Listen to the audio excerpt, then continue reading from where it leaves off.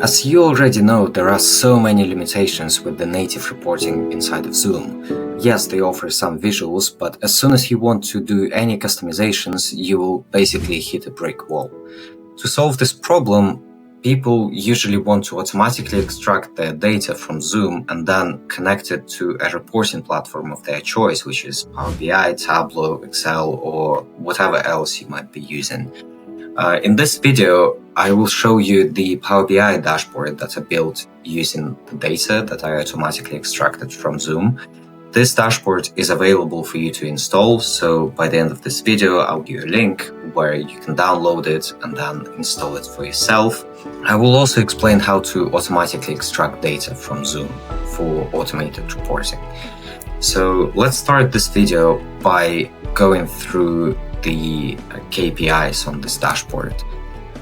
This one is analyzing the Zoom phone calls. So if your team is using Zoom to call customers or to call suppliers, you can use this dashboard to analyze their performance. The main KPIs here are number of calls, answer rate, so how many of those calls were actually answered, total wait time, so this is the time that people wait for their call to be connected to the relevant person, total hold time, which is the time that people wait on hold, so when somebody puts the call on hold while they're looking for extra information or something else, and then the average call duration. Now, this dashboard is most insightful when you basically filter to either outbound or inbound. For example, now I filter to inbound, and what we want to see is that our team is picking up every call that they are receiving. This is obviously not the case, as we can see on this dashboard. So we can see that some calls are not answered. We can select only the calls that are not answered, and we can see who my customers were calling, so which person in my team was receiving the calls. I can see how many calls each of my team members have missed, and then I can have the respective conversations with them. I can also see the times of the day when people were missing the calls, and obviously there are some spikes in the morning. This is the first use case for this dashboard. Something else I want to do is to minimize the wait time for my customers. And on this graph, I can see that the wait time is highest in the morning. So I can decide to either put more people on shifts or take any other measures to minimize the wait time.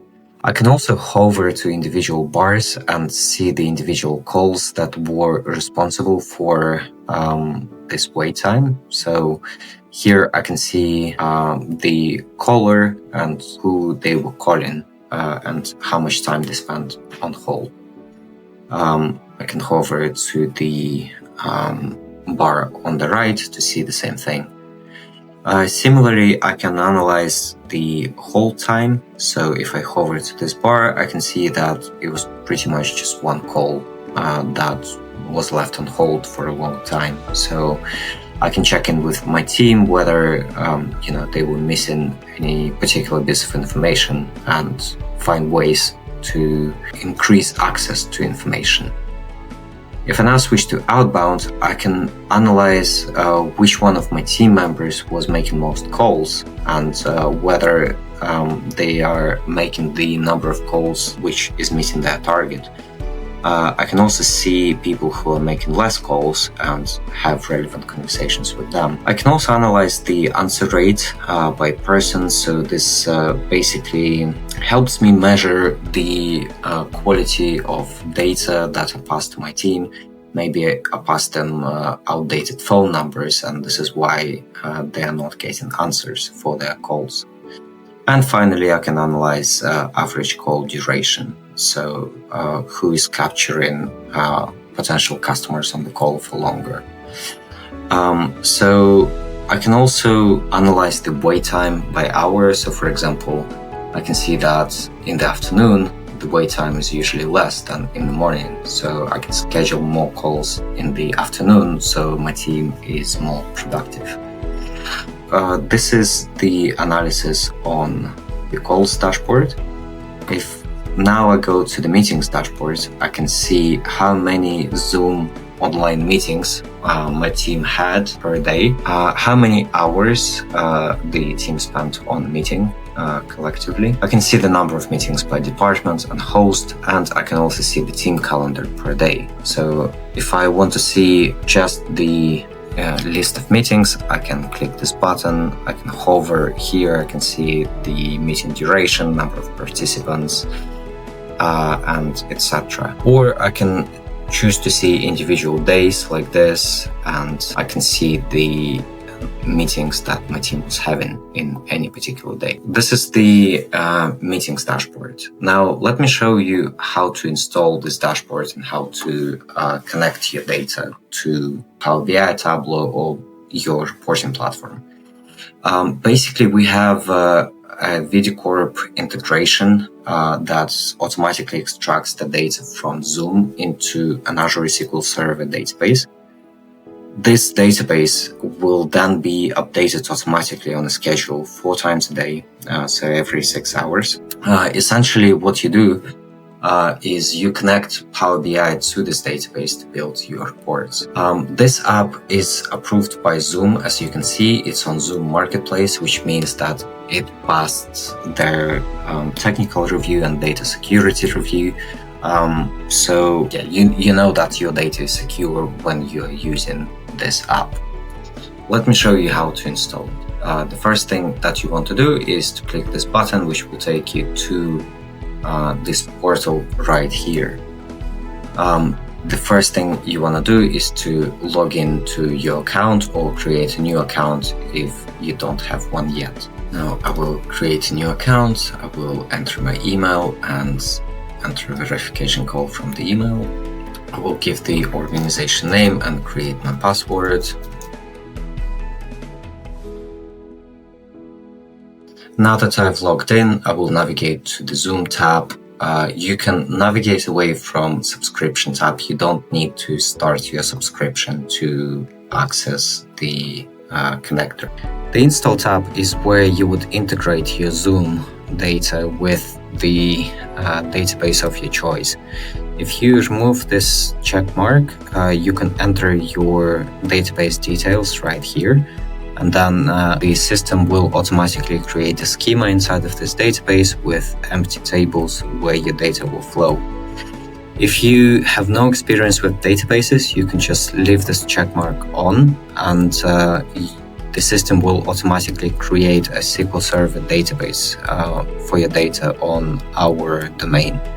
So I'm going to leave it on for the purpose of this video, and then I will click on install.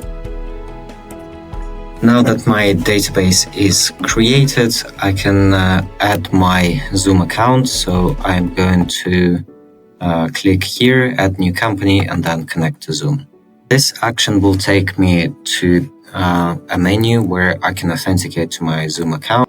As you can see, I'm prompted with the list of permissions, and now I'm automatically redirected to this menu, and I can see my account name inside of this table. This basically means that my company has been successfully added. I can add more companies by clicking on this button and clicking Connect to Zoom again. If I want to access my data, I would then click on Send Database Connection String, and I will basically receive an email with this connection string on my registered email address. Now I'm going to open Power BI. I'm going to click Import Data from SQL Server, and I will add my server and database name from the email. So I'm going to copy this text, paste it here.